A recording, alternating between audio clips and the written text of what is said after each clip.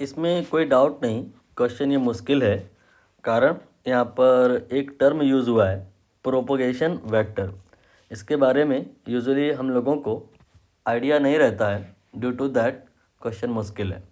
But इस question को हम लोग बहुत आसान बना लेंगे। एक ट्रिक है, इनफैक्ट एक चैप्टर है, उस चैप्टर का यूज़ करेंगे हम लोग। इसमें कोई संदेह नहीं कि ये जो क्वेश्चन है ये ईएम वेव वाले चैप्टर का है। बट हम लोग एक और चैप्टर पढ़ते हैं, यूनिट एंड डायमेंशन।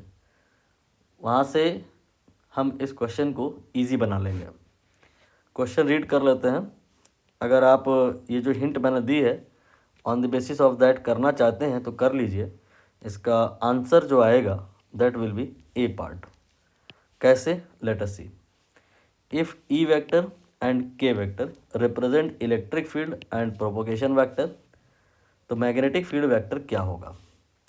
यानी कि हमें यहाँ पर बी वेक्टर बताना है और गिवन है ई वेक्टर एंड के वेक्टर।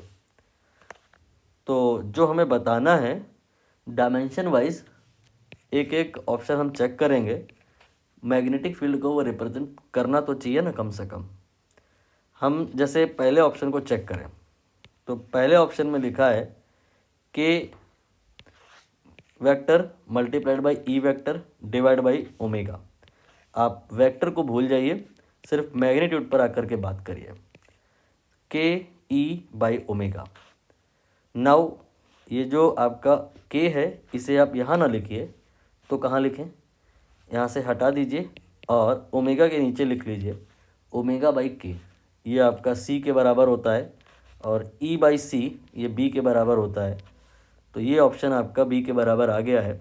बाकी और ऑप्शन आप अगर करोगे तो वो बी के बराबर आएगा नहीं। For example if we talk about option B, it will be omega E के।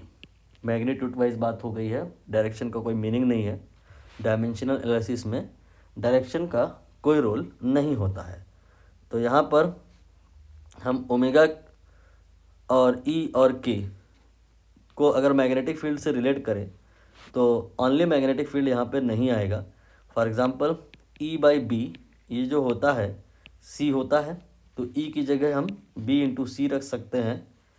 और अगर हम सी को रखना चाहें तो ओमेगा बाई के रख सकते हैं। ये आपका के कैंसिल हो जाएगा, ओमेगा स्क्वायर बी आएगा।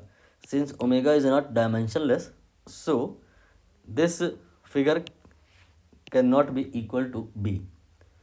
सिमिलरली यहाँ पे आप अप्रोच कर सकते हो एंड यहाँ पे भी कर सकते हो। ओनली ए ऑप्शन करेक्ट होगा।